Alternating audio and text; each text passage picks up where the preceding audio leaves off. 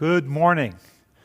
Good morning and welcome to the Unitarian Universalist Congregation of Greater Naples. My name is Tony Fisher. I serve this congregation as its minister with joy and gladness. It's good to be with you this morning. It's great to have you present with us, whether you're watching live here at 10 o'clock or at some point during the week. It's great to make a connection across the internet. I'm here without a safety net this morning. I'm here without a worship associate and without live music, but I promise you some glorious choir music this morning. I'm grateful to have Daniel Goodsit and John Forsyth holding on in the technology department, and I'm glad again to have you all here. If you're new to our congregation, welcome again to the Unitarian Universalist Congregation of Greater Naples. Please make yourself known in the comments section below the video box. I would love to hear from you, would like to be able to respond and say welcome. If you are new to us, I hope you'll visit our website at www.uunaples.org. And especially if you would, make yourself known, send an email to our office administrator, Anna Riazzi, at office@uunaples.org, and she will welcome you and put you on the mailing list so you can hear all about what's going on in this very vibrant and active congregation. One of the things that is going on now and throughout the course of the year is our wonderful weekend Meals for Kids program. And we are in a month of a financial appeal for that program, and I hope that you will join us in that. So let me tell you a little bit about it. One of our UUCGN outreach programs is the Weekend Meals for Kids. It's a wonderful program. We serve 92 children in the Collier County Public School System, representing 4 different elementary schools. What we do is we pack a beautiful bag of food for their weekend consumption, the time when they're not in school and can't get school-supplied meals. We provide them with the nutrition to sort of carry them through, both they and their families. We would love to have you contribute to the program. We're very, very grateful for those who have volunteered with us in the past and continue to give their time volunteering to help shop for, pack, and deliver weekly bags of food to those 97 children. The food items we provide absolutely go a long way to carry the student and their family over the weekend when no school meals are offered. The need is still great in the Naples area, and here's how you can help for the coming school year. We'd really like to be able to fund meals for additional schools in the system. You can sponsor a child for 1 school year of weekend meals for $250, or co-sponsor a child for $125. But whatever contribution you can make, it'll be much appreciated and very helpful. All donations are appreciated. You can submit your donation by mailing a check to the church and listing weekend meals on the memo line, or you can go to uunaples.org and click on the Serve Others tab at the top of the homepage. In the drop-down box, then click on Weekend Meals for Kids. Then you can use the Donate button to complete your transaction, and I want to show you some thank yous we've received from some of our students. I love this art. It is so clear and expressing wonderful love and gratitude.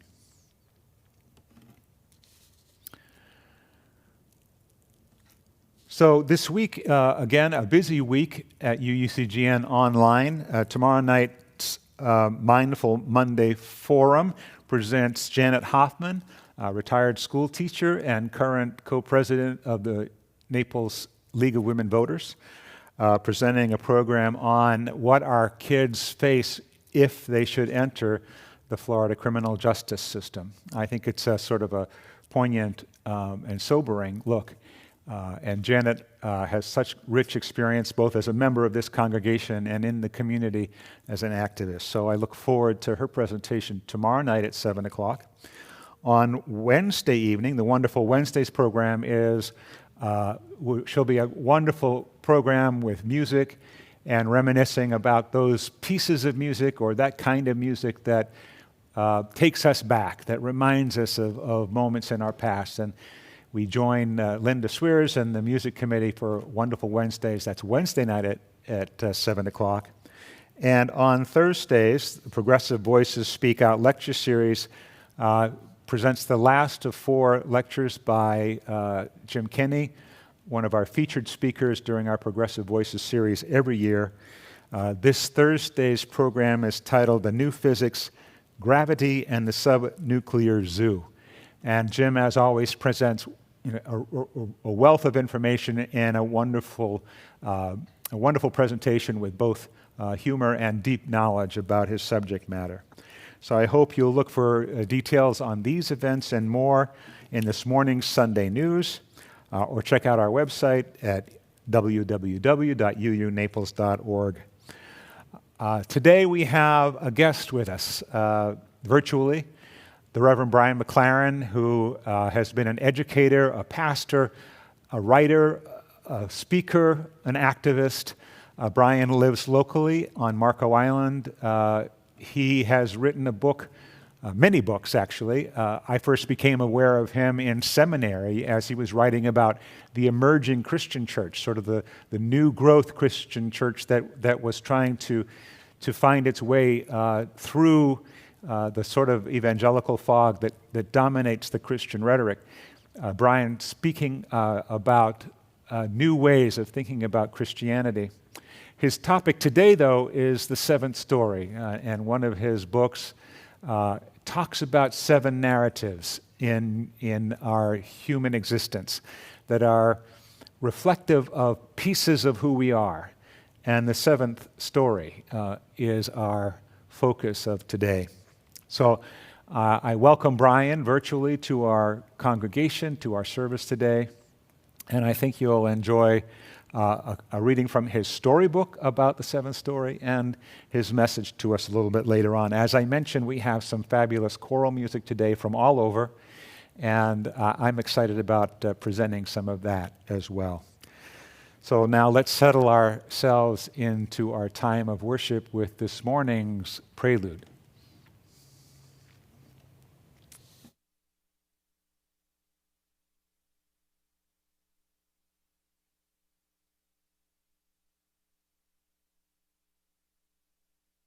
For each child that's born, a morning star rises and sings to the universe who we are. For each child that's born, a morning star rises and sings to the universe who we are. Oh, for each child that's born, a morning star rises and sings to the universe who we are. Oh, for each child that's born, a morning star rises and sings to the universe who we are.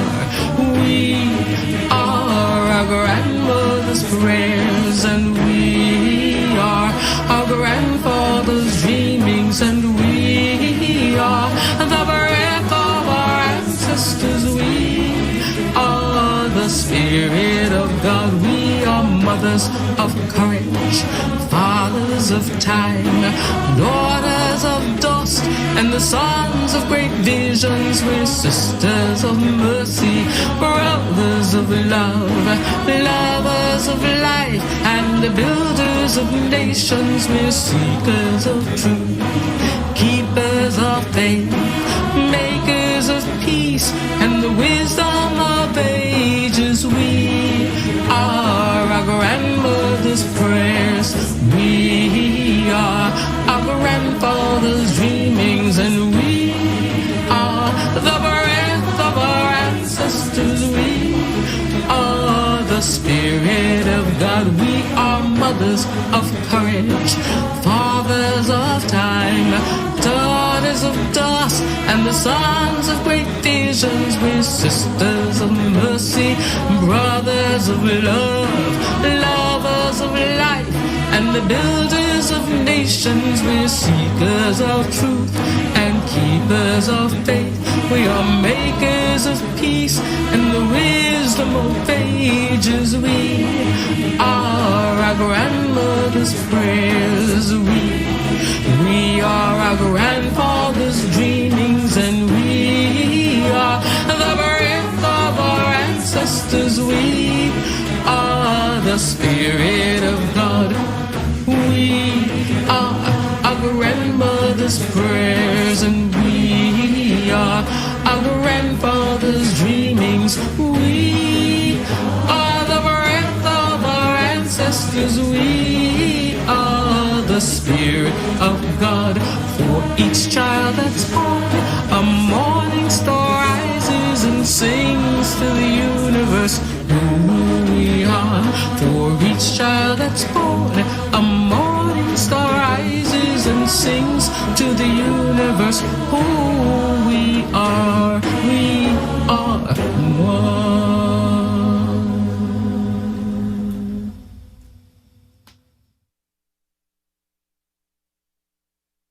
We are our grandmother's prayers, and we are our grandfather's dreamings, and we are the breath of our ancestors. We are the Spirit of God. We are mothers of courage.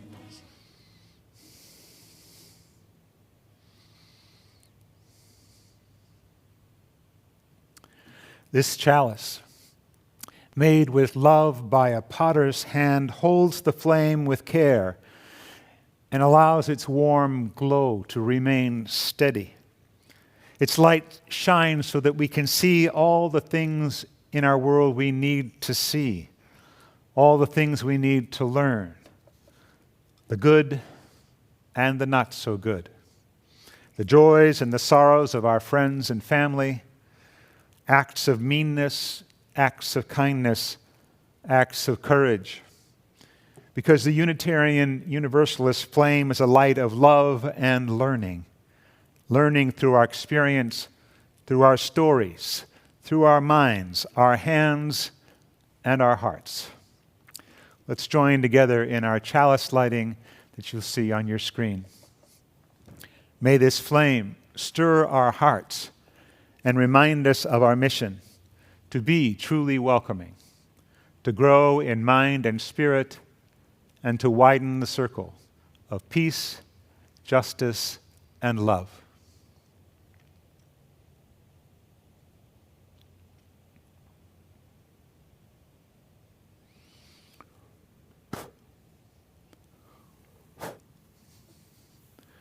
Our opening hymn this morning comes to us from the Shelter Rock Unitarian Universalist Congregation and the Long Island Service Choir, Morning Has Come by Jason Shelton.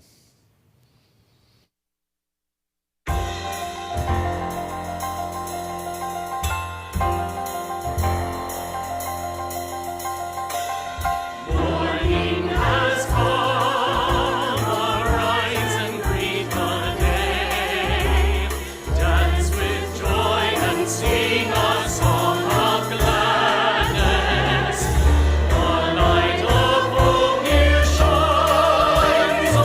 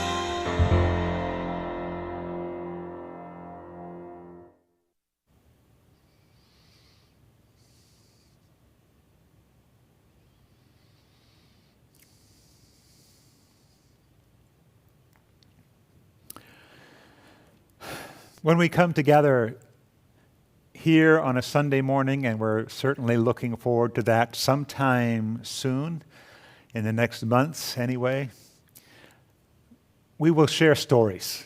We will tell each other of what has transpired with us over the last year plus. We will be joyous in our gathering and effusive in the things we want to share and hear.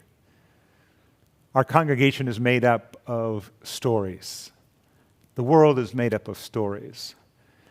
And human beings are story-making creatures. We make meaning from our stories. Tomorrow is April 19th. And I grew up in Lexington, Massachusetts, what we used to call the birthplace of American freedom, because that's where the first shot was fired in the American Revolution on April 19th, 1775, 246 years ago. There are so many stories about that day and about what transpired from that moment on to create a nation. It's a story of revolution, a triumph over tyranny. At least that's the story that we like to tell on this side of the Atlantic anyway. And we know that there's another story that other people tell about that violent revolution, a revolution overcoming domination. And from that point on, our stories continue to grow and change and shift, and that's what today is all about. Some of those mega stories that we understand to be true, both as myth and reality. And we share those stories, we understand those stories, we live those stories, each of us in our own different way as individual people, but as groups and as a nation. And the whole idea about today is, how do we move to the next place, the next story? And I hope Brian can help us get there. My stories about April 19th have to do mostly with watching the reenactment on the Green in Lexington every April 19th, and then marching in the Patriots' Day Parade, two parades, as a member of both the junior high and the high school band, and marching in hot weather and in snow, always stories about how things work out. I know you have stories. We all have stories. We are story-making people. So welcome into this hour. Let's center ourselves now with Spirit of Life and our centering hymn, this time shared by the Spirit of Life Virtual Choir. Spirit of life, come unto me. Sing in my heart all the stirrings of compassion. Blowing the wind, rising the sea, moving the hand, giving life the shape of justice. Whose holy ghost we set me free. Spirit of life, come to me, come to me. When day and woe bring us anear, God call us on, come to compassion. So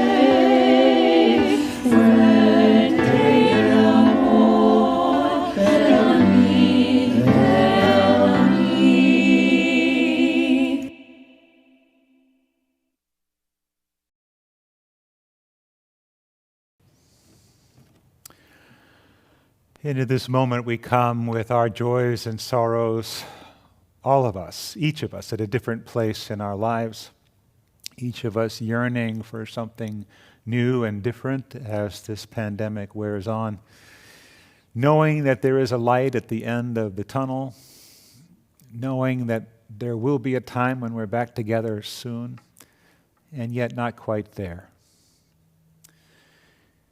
And each of us in our regular lives experience and continue to experience the ups and downs that life brings. Health or ill health, both of self and of family or others and friends. We hold all of those things together as a community, sharing the joy, sharing the sorrow. If you have somebody that you're thinking of this morning, I hope that you will speak the name out loud wherever you are, and perhaps light a candle or hold on to a meaningful object.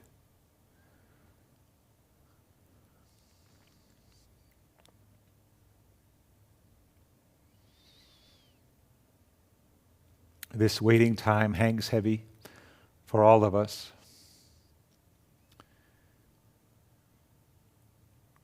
This waiting time rests uncomfortably with all of us.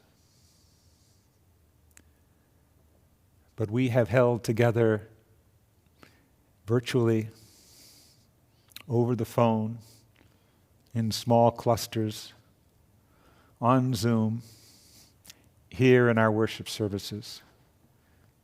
And we will continue to hold each other close no matter what, knowing the strength of the bonds we share, of this wonderful community. Please join me in the spirit of meditation. These words by the Reverend Penny Hackett Evans. Each of us brings a separate truth here. We bring the truth of our own life, of our own story. We don't come as empty vessels, but as full people, each with our own story and our own truth. We seek to add to our truths, add to our stories. This community is rich with truth, rich with experience. All manner of people are here with us this morning. There are joyful people and needy people, people who are frightened and anxious, people who are bored, people who are joyful. We all bring our own truths into each moment. May we recognize, as hard as it is in this time and space, the stories of other people in our community, other lives than our own. May we hear and honor the truth that we all bring to this community whenever we gather, however we gather. Together, we have many truths. Together, we are a community. Together, we create story. I hope you'll listen now to my home church choir, the Unitarian Universalist Congregation of Reading, Massachusetts, virtual choir, singing the song Sanctuary.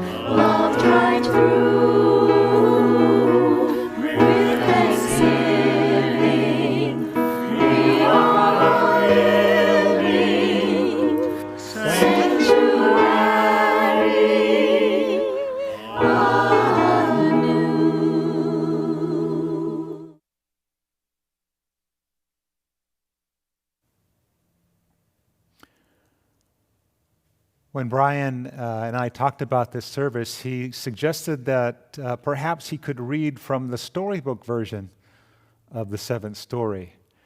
And I hope that our youth will enjoy this version of the story as presented by its author, Brian McLaren.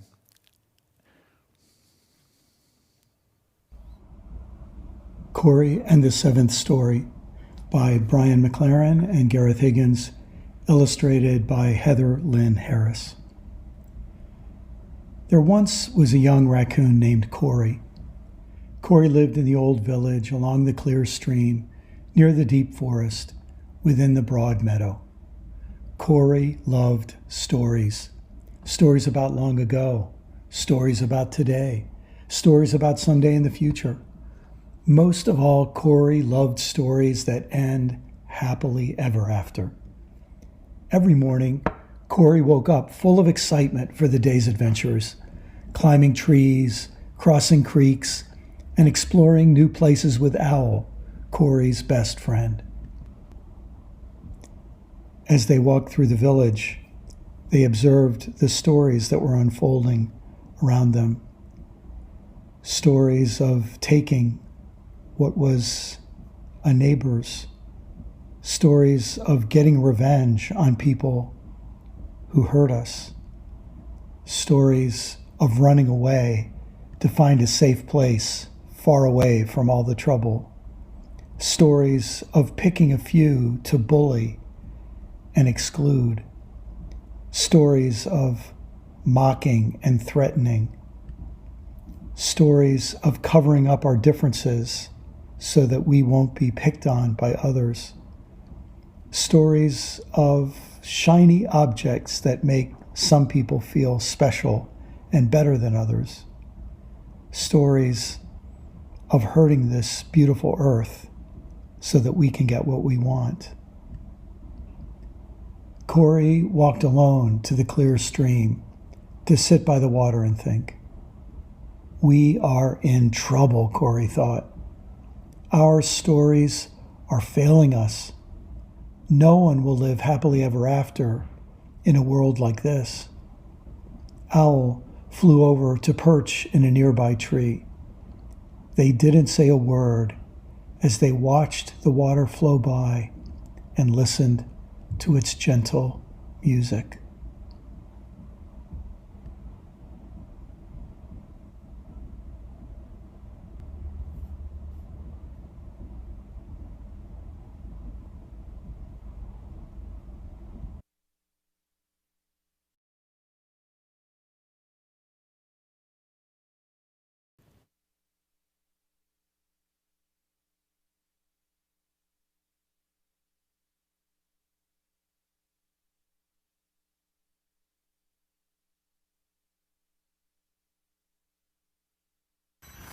There will be better days. There will be better days. There will be better days. There will be better days. There will be better days. There will be better days. There will be better days. There will be better days. Let the wave wash over. There will be better days. There will be better days. There will be better days. I am there will be better days. There will be better days. There will be better days. Let the wave wash over. There will be better days. There will be better days. There will be better days. Let the wave wash over. There will be better days. There will be better days. Let the wave wash over. There will be better days.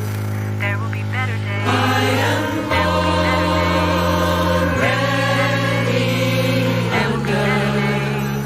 there will be better days. There will be better days. There will be better days. Let the wave wash over. There will be better days. There will be better days. There will be better days. Let the wave wash over. There will be better days. There will be better days. Let the wave wash over. There will be better days. There will be better days. I am there will be better days. There will be better days. Let the wave wash over. There will be better days. There will be better days. There will be better days. There will be better days. There will be better days. There will be better days. There will be better days. There will be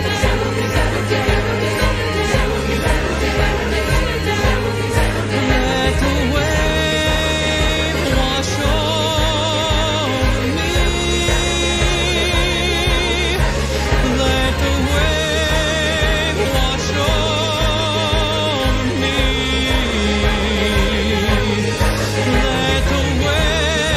days. There will be better days.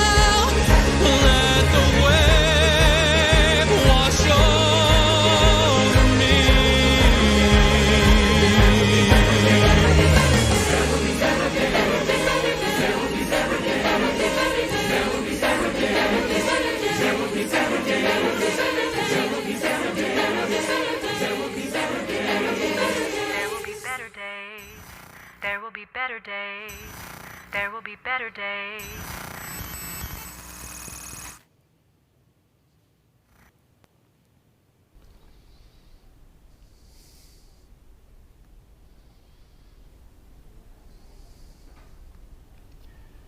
Corey leaned over, looked down into the clear water, and saw a sad raccoon face looking back. Suddenly, another face appeared. It was a large face with big brown eyes, a majestic creature that Corey had never seen before. What are you? Corey asked, still staring at the reflection in the water. Are you a monster? I am a horse. My name is Swift. With that, Swift Horse bent down to take a drink from the clear stream just inches away from Corey. I've never seen a horse before, Corey said. What is your story, Swift Horse? I'm a poet from far away, Swift Horse said. I travel the world seeking wisdom and beauty, and I share what I find in well-chosen words. I am happy to meet you, Corey said. I need wisdom and beauty because I have a very big problem and the world feels very ugly to me right now. Swift Horse lowered her head, and pointed her ears toward the young raccoon. Their noses were almost touching. "Tell me," she said. "My neighbors are living by stories that will only bring fighting, tears, and trouble," Corey said. Then Corey told Swifthorse about Badger taking power, Fox and Weasel taking revenge, Rabbit running away with some villagers, Old Skunk scaring away other villagers, Porcupine and the baggy gray coats, the rise of the shiny object factory, and all of Corey's sad neighbors who felt that life was so unfair. For a long time, Swifthorse listened to Corey, breathing in long, slow breaths.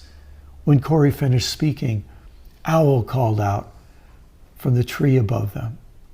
"You know what she said. Who will help us?" Swifthorse said, "Maybe it's time for you to look within for the help you need."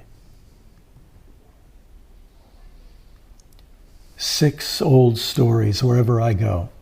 The same 6 stories are running the show. The story of power to dominate, the story of striking back with fury and hate, the story of running to find a safe place, or pointing at others to shame and disgrace, or being stuck in self-pity for the pain we've been through, or of me having more shiny objects than you. These same 6 old stories steal freedom and laughter, so nobody lives happily ever after. But Swifthorse began walking around the table as she continued her poem, her hooves clip-clopping to the rhythm of her words. There's a new 7th story to live by, my friends. A new 7th story without us against them, of working for fairness in all that we do, of refusing to strike back when others strike you, of facing our problems and not running to hide, of not letting differences make us divide, of turning our pain into compassion for others, of not wanting more than our sisters and brothers. The new 7th story that I'm speaking of is the story of peace, and the hero is love. There is no big or small, no short or tall, no best or worst, no blessed or cursed, no dirty or clean, no cause to be mean, no rich or poor, no reason for war. We have more than enough in the story of love. Each is for all of us, and all are for each of us. This is the wisdom the new story teaches us.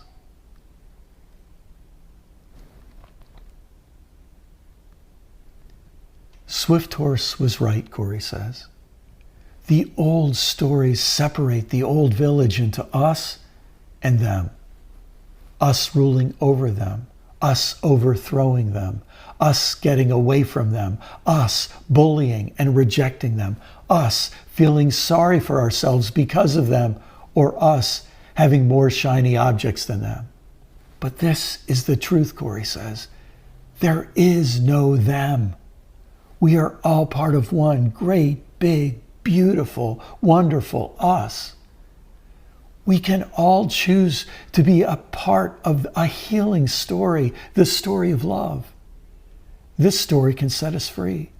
This story can lead to a happy ending for everyone. Who will choose the 7th story of love? Owl asks.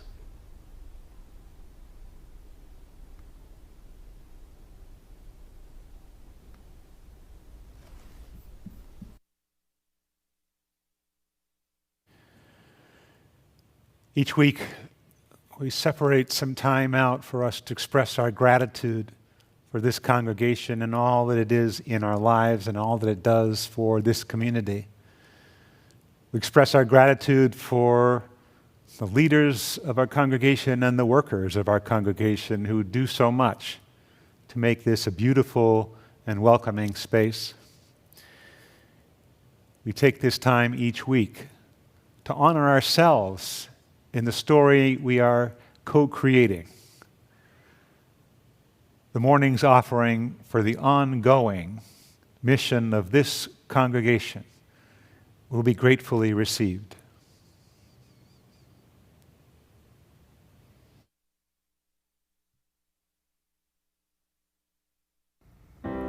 You're broken down and tired of living life on a merry-go-round, and you can't find a fighter, but I see it in you, and we're gonna walk it out. Move mountains, we're gonna walk it out. And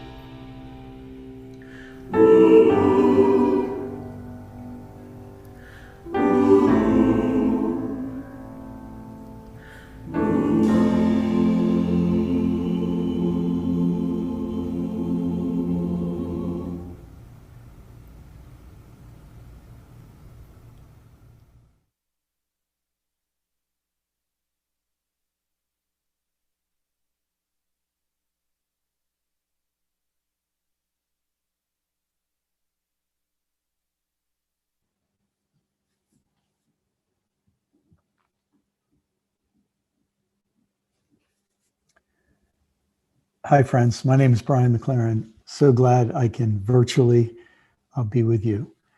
I'm also so glad to hear that your congregation is thinking about stories, about the stories we tell, the stories we live by. Of course, we do this as individuals, we do this as communities, religions, nations. We also do it cosmically. We think of ourselves without even realizing it to be characters in a cosmic story. And very often we inherit this cosmic story from our parents, from our teachers, from our religious and political leaders, from our culture at large. And we aren't even aware of the story in which we are casting ourselves as characters. And that's why I am so glad that you're grappling with this. This seems to be a supremely important practice and exercise. And I would like to share with you some of my thinking about this in recent years. A lot of people don't know this. Before I became a Protestant pastor, I was an English teacher, and my whole background was literature and literary theory, literary criticism. So I've always been interested in stories.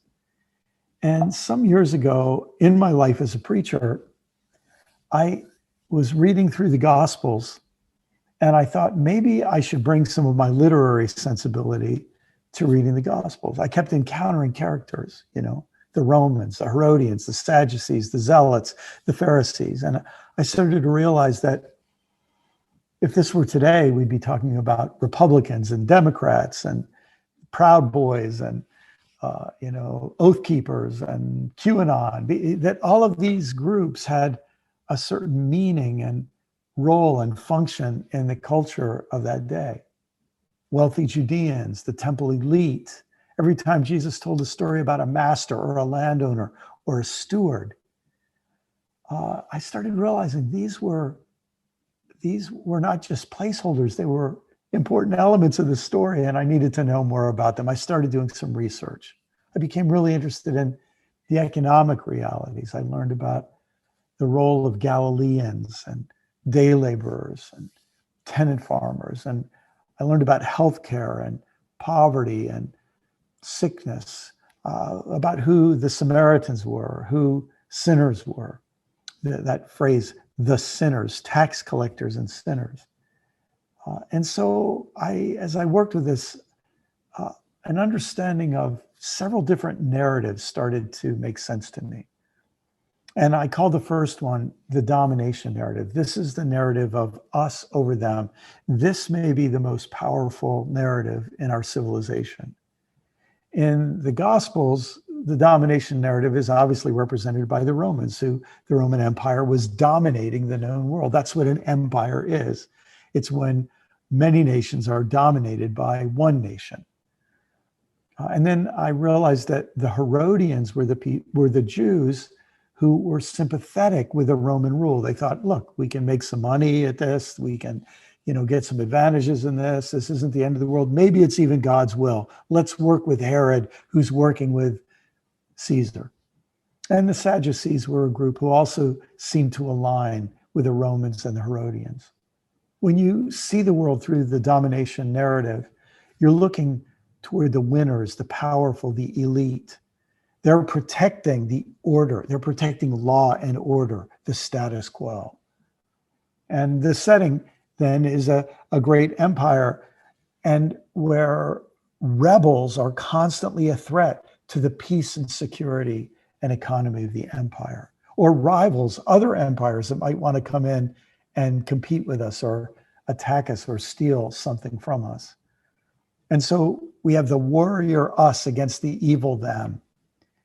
We're in a righteous conflict between the rightful rulers. And of course, in many cultures, God or the gods are seen to be favoring this pyramidal structure with one person at the top, one patriarch at the top, and everyone finding their submissive role under the dominating authority.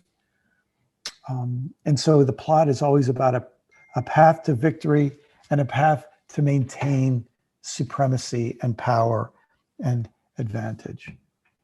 And as long as we're in power and the rebels are defeated and destroyed and humiliated, this story has a happy ending.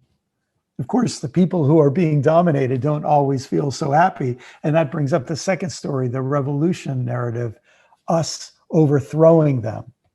Now the storyteller is the outnumbered rebels with a cause who are trying to fight against an oppressive regime.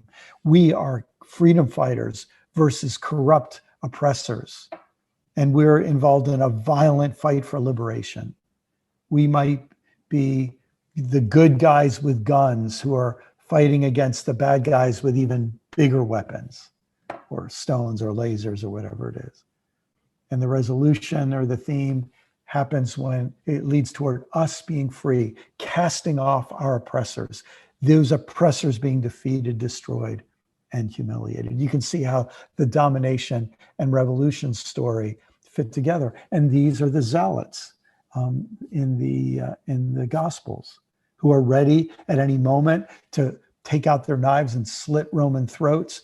And later, the Pharisees joined with the zealots for a revolution in AD 67, a successful revolution for a couple of years. But then the Romans came back and the revolution was crushed and the empire reinstated the domination narrative. What happens when you're in control, when your group is in control and everything is not as it should be? This sets the stage for the purification narrative, where some of us look for others of us to otherize and blame and scapegoat and pour all of our anxiety and frustration upon. I know this might sound a little familiar, where we try to find some minority group to blame for all of our problems. The storyteller are the clean us who are threatened by the dirty them. And we're in a troubled empire, a nation plagued by repulsive troublemakers. The characters are the purifiers, and they're fighting against a contagion. They often dehumanize the other as vermin. The conflict involves containing or eliminating the contagious infection, stopping the dangerous invasion. And so the plot involves removal or containment of resistant or a savage minority. And then when they're defeated, eliminated, ghettoized, imprisoned, put on reservations, kept outside the border wall, purity and health are restored, and we live happily ever after, or at least so we think in the purification narrative. Then comes the isolation narrative. This is the people who say, this world is a mess. They might not like the domination narrative. They might not like the revolutionaries either. They may not like the purifiers either. They think they're all corrupt. And so the goal of the isolation narrative is to kind of be doomsday preppers, to get out into the wilderness, to get away from everybody else, or to create some little subculture that can exist in today's world through websites and online and through the dark web, or by going out and buying land in Idaho or Texas, and we get far away from everybody. And there we can be refugees and exiles from an oppressive regime. And we can be pilgrims or pioneers who are seeking a safe place. And we're being maybe pursued from those back in our homeland, or those who won't let us find our new home, or maybe even the cowards among us who want to go back. And so the plot is a plot of escape. And when you get to our new home, building a wall, maybe conquering other people so that we can create our own little space. And when we have our new home established and celebrated, we have a happy ending for the isolation narrative, for a while at least. And of course, this is the narrative of the Essenes. They aren't really mentioned in the New Testament. We know a lot about them now from archaeology in Israel today. But John the Baptist certainly has a lot in common with the Essenes. And you can imagine the Essenes applauding when Jesus went to spend 40 days in the wilderness, and then being disappointed when he went back to civilization, as if there was any value to having something to say to all those corrupt people out there. Meanwhile, while these first narratives are playing, domination, revolution, purification, isolation, there's a very popular narrative going on. And this is the narrative of accumulation, us competing with them, us getting money and land and power.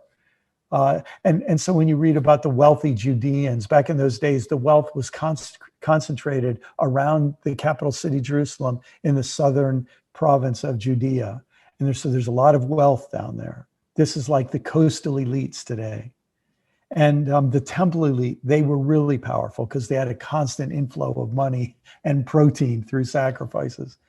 And also you see the accumulation narrative in the landowners and in the tax collectors who find ways to get a lot of money through the tax system, and through stewards who are like the mid-level bureaucrats who go between the landowners and the tenant farmers to get their tribute, their rent every so often. This is all part of the accumulation narrative. And so now these are people with good ideas and a good work ethic seeking prosperity and independence. They're in a competitive or cutthroat environment with inhospitable or corrupt elites and crooks who are trying to steal their hard-earned money. The characters are industrious entrepreneurs, and they're fighting against regulators and unscrupulous competitors and thieves, and sometimes taxes. The conflict is hard work and good ideas versus market domination and corruption. And the plot is having new ideas and recovering from setbacks, moving toward profitability and wealth and even more wealth. And the universe in this story rewards hard work, playing by the rules and good ideas, and the one with the most money, toys, land, and assets wins. Obviously, very popular narrative in our time and in this part of the state. We have a lot of people who retire here after living their lives by the accumulation narrative. Then finally is the victimization narrative. This is the narrative of us in spite of them. The ones who are at the bottom of the pyramid, always being taken advantage of, always having the leftovers, always having very little in the way of power. The Galileans, who were kind of the oppressed farm workers of the day. And for us in Southwest Florida, we know something about what it's like to have farm workers nearby with no rights. That was the Galileans. And then the poor and the sick who have no support, and the day laborers who don't even have a job. They just have to hustle every day to find somebody who will hire them, and they're at the mercy of whoever might hire them. And the tenant farmers who could be kicked off the land at any moment. Very often land they used to own, but that tax collectors demanded more from them than they could give after maybe a bad year of crops. And so then wealthy landowners would come and buy the land and say, we'll do you a favor and let you stay on the land, but we now own it. We'll pay the taxes, but you'll pay us tribute. The storyteller in this victimization narrative is a beleaguered minority fighting for survival or respect, fighting against an inhospitable and oppressive nation or economy or empire or environment.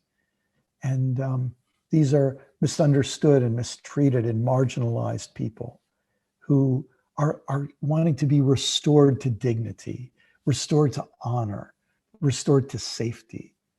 And very often in these stories, the victimizers have to be exposed for how heartless they are, and the heroic truth that we're good and valuable people with dignity, and for that to be revealed. And this story is a very powerful story throughout history, and obviously woven all through the Gospels as well as the larger biblical story. Now put these 6 stories in interaction with one another. Imagine different people living by these 6 stories at any given moment. And you can see that we have a recipe for conflict, domination, revolution, accumulation, victimization, isolation versus everybody else. And so as I was studying the Gospels, I kept seeing these stories at play, and I realized that these are the same stories that are in the news every day. Domination, us over them. Revolution, us overthrowing them. Purification, us versus some of us. Victimization, us in spite of them. Isolation, us apart from them. And accumulation, us competing with them. And of course, again, in that backdrop, I looked at Jesus and realized that his message that he called the kingdom of God, or life abundant, or life of the ages, that was a seventh story, a story of liberation. Some of us banding together for the common good of all of us. Good news, which is a good story of another kingdom or way of life or economy or social order or narrative to live by. Now we've become disillusioned with those dominant six stories. And our setting is a world that's being torn apart from destructive six stories. And we're, as characters, we're seekers of truth, justice, freedom, and peace. We don't want to become the monster when fighting the monster, but we don't want to lose hope. We want to keep our dream alive, to overcome destructive evil. We want to overcome violence with creative good and nonviolence. And now the plot involves both inner and outer temptations that often climaxes in self-sacrifice and suffering and apparent defeat. But the resolution or theme comes when there is a kind of resurrection or resilience after setback and defeat. And so these six stories, it seems to me, in the Gospels are being challenged by a seventh story. Now, I have to say, in the Christian religion, what we ended up with is the Christian religion seemed to prefer some of those other six stories over the story Jesus actually told. So we have the Christian domination narrative, very active in our country and world today. We have the Christian revolution narrative, sometimes active, the Christian purification or victimization or isolation or accumulation narrative. And yet, thankfully, both in across different religious traditions, we also see this liberation, reconciliation, restoration narrative. And so I hope just by hearing those six stories and thinking of a seventh, when you watch the news this week, you'll start to see them in play. And when you watch your own inner thinkings, you realize, you know what, I'm playing by the accumulation story right now. Is this the story I really want to live by? And we'll start realizing on a larger scale that domination stories, superpower stories, capitalism versus communism, those kind of stories still rule the world. And we find out that one of the things that is needed by people around the world, as Chimamanda Adichie so powerfully put in her TED Talk, The Danger of a Single Story, people need liberation from thinking that the only story is that domination narrative of the rich and powerful elites running the show for the whole world. And so there is a way to think about stories at work, and to think about our own lives, and to think about what kind of people we want to be, what kind of lives we want to live, what we understand our religion to be about, because there are religious versions of all six of those stories. But I myself feel that what is really calling to so many of us from the deepest part of our hearts is to learn to live by a new story, a seventh story. I hope that's helpful. God bless.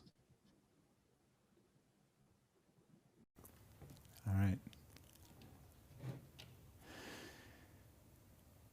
In every moment of our lives, there's the possibility for a new story to emerge. And we do that simply by taking the next step with intention. And so, my friends, go out into the world in peace, have courage, hold on to what is good, return to no person evil for evil, strengthen the faint-hearted, support the weak, help the suffering, honor all beings, and have a wonderful day. Enjoy our postlude from the Universalist congregation in Rochester, New York. Draw the circle wide.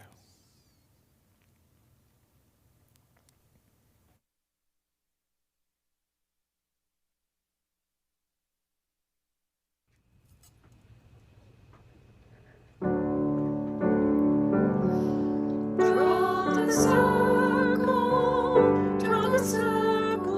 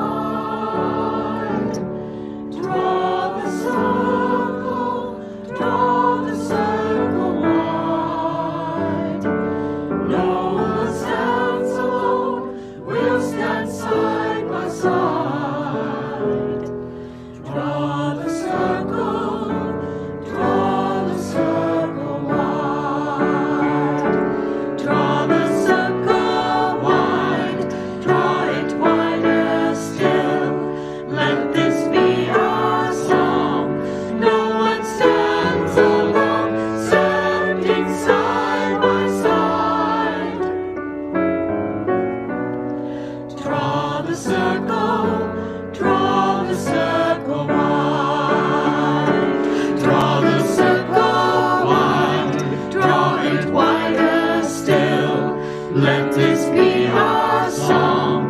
No one stands alone, standing side by side. Draw the circle wide. Draw the circle wide. Draw the circle wide.